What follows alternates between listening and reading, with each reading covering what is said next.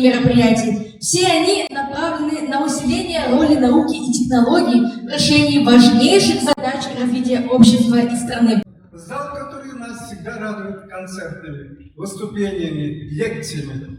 И вот сегодня, в течение 1,5 часов, мы с вами будем видеть чудо. Будущее создается именно учеными, именно инженерами. И я думаю, всем вам повезло. Разрешите от имени Министерства образования и науки Республики Саха-Якутия приветствовать вас на открытии недели студенческой науки в Северо-Восточном федеральном университете имени Максима Кирилловича Амосова. Сотрудничество всех образовательных организаций, научных учреждений приведет к развитию науки в нашей республике и в нашей стране. Успехов вам! Доктора физико-математических наук Попова Сергея Вячеславовича. От имени Академии наук нашей республики, которая является высшей научной организацией, объединяющей все высшие учебные заведения, академические институты нашей республики, хотел бы искренне поздравить с таким замечательным днем, как искусство, как наука. Да, я абсолютно убежден и знаю изнутри, что наука – это искусство. На самом деле, я хотел бы объяснить. У нас очень много мероприятий проводится, связанных с научной тематикой, с популяризацией этого направления. Это абсолютно правильно. Но бывают моменты, когда школьники, студенты, ну и даже преподаватели, они, возможно, и не знают, какие формулы записаны в их футболках. В частности, наука 0+, формулами, которые они ходили по этим площадкам, была написана малая теорема Ферма. А есть великая теорема Ферма. Она была доказана в 1995 году, а сформулирована она была в 1637 году великим вот этим исследователем Ферма.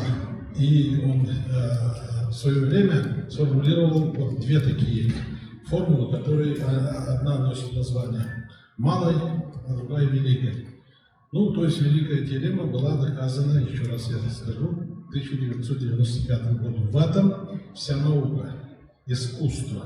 Григорий Перельман, про которого вы все очень хорошо знаете, он доказал через 100 лет великую теорему в Пуанкаре. В чем она заключалась?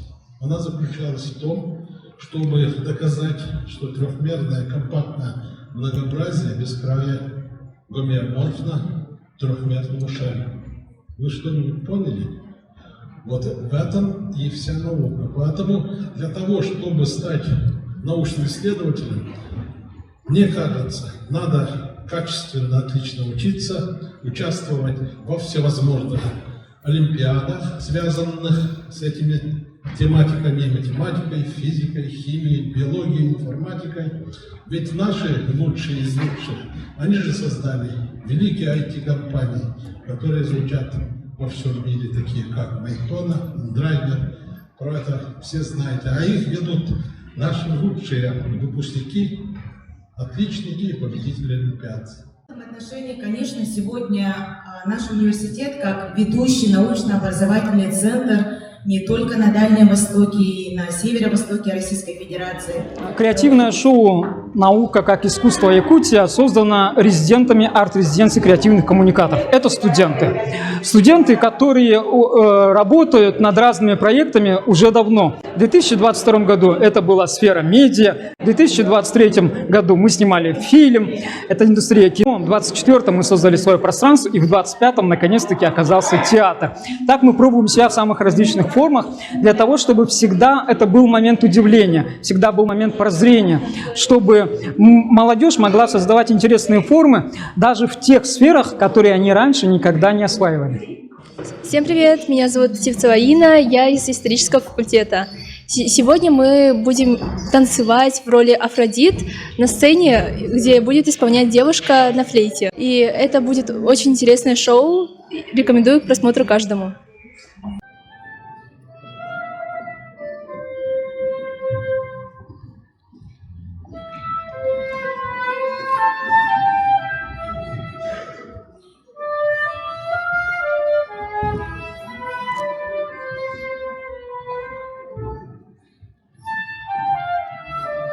Меня зовут Загоренко Арина, я из Якутского художественного училища, я являюсь резидентом и также выступаю в номере с нимфами, с флейтой. Мы 9 нимф, которые олицетворяют искусство, каждая свое, одна поэзия, другая театр. В целом мы с командой долго думали над каждым номером.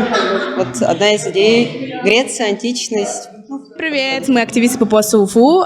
Мы вот собрались все всех УЧП, и мы команда, то есть всех активистов. Вот, и мы именно танцевальные направления.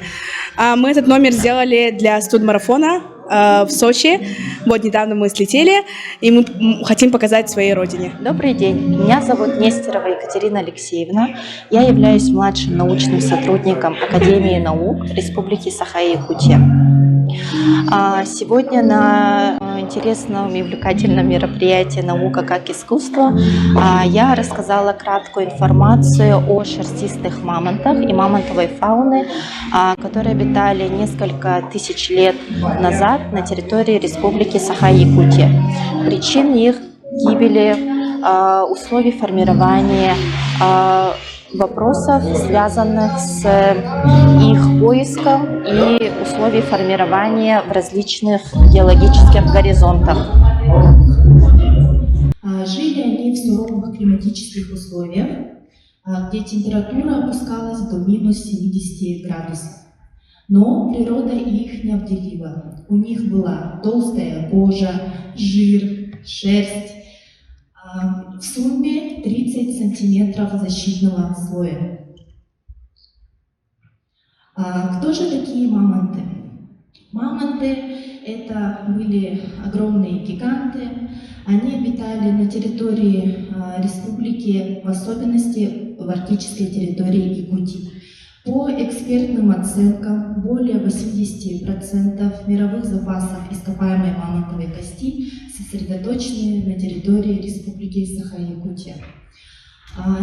Теперь мы с вами поговорим, как же их находят. На самом деле поиски остатков животных мамонтовой фауны происходят на территории Якутии несколькими интересными способами. Во время таких поисков были открыты сенсационные находки остатков животных мамонтовой фауны. Это такие, как мамонтенок Юка, уникальная мумия шерстистого мамонта, а совсем недавно была представлена уникальная замороженная тушка мамонтенка Яна. Все эти находки с мягкими тканями, с отличными возможностями выявления ДНК для клонирования находят у нас в Якутии. Почему же они так хорошо сохранились?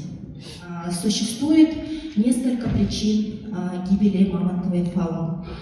Всего установлено Петром Алексеевичем Лазаревым в 2008 году 11 причин. Одной из ярких причин гибели остатков животных мамонтовой фауны их в основном находят в болотах. Как это происходит? Так называемые остатки, они были погребены именно в болотах, где были заброшены на протяжении нескольких десятков тысяч лет. На самом деле, когда мы говорим именно о мамонтах, мамонты являются визитной карточкой нашей Якутии, находят их, безусловно, в многолетней мерзлоте, в особенности в ледовом комплексе четвертичных отложений нашей Якутии. Поэтому арктические территории Якутии являются важным регионом в плане изучения остатков животных мамонтовой фауны, причин их вымирания, среды обитания, условий формирования массовых скоплений, а также причин закономерностей распространения остатков животных мамонтовой фауны в криолитозоне.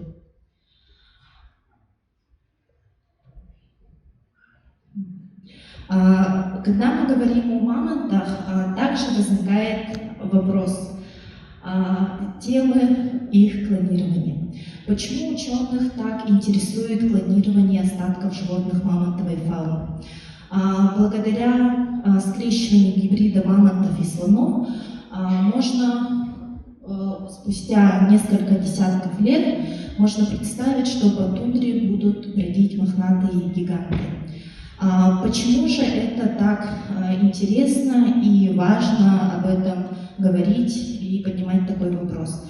Так как животные мамонтовой фауны со временем могут восстановить экосистему тундры, которая была разрушена после их вымирания. Как же мы их находим? По полевым исследованиям, проведенных на бассейне реки Колыма, было установлено, что летом происходит кратковременное межи, в результате которых уровень воды опускается до низкого уровня, и в кратковременный период вода реки поднимается, в результате чего происходит оттайка естественных эрозионных процессов. Таким образом, остатки животных мамонтовой фауны, в особенности на территории арктической Якутии, можно найти в виде, когда их находят в виде естественных эрозионных процессов. Так выглядят вот на фотографии, это у нас туннели, где в период естественной оттайки эрозионных процессов находят именно остатков животных мамонтовой фауны. Сегодня вы узнали о мамонтах много интересного. Оставайтесь дальше с нами, будет много интересной информации. Всем спасибо за внимание.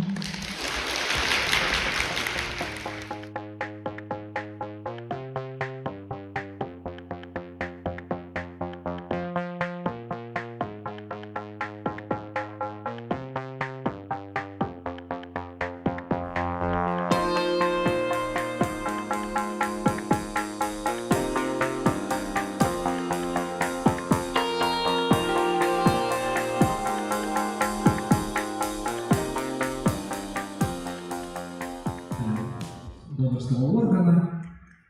К сожалению, если смотреть мировую статистику, то в год лишь от 20 до 30% из этого списка дожидаются донорского органа и продлевают свою жизнь. Но при этом, конечно, они вынуждены принимать пожизненные иммуносупрессивные препараты.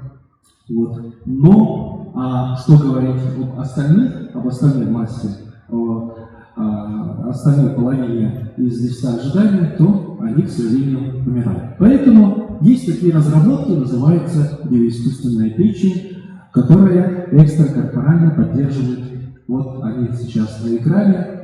На экране это аналоги, они основаны на физико-химических способах воздействия на кровь, на плазму пациента.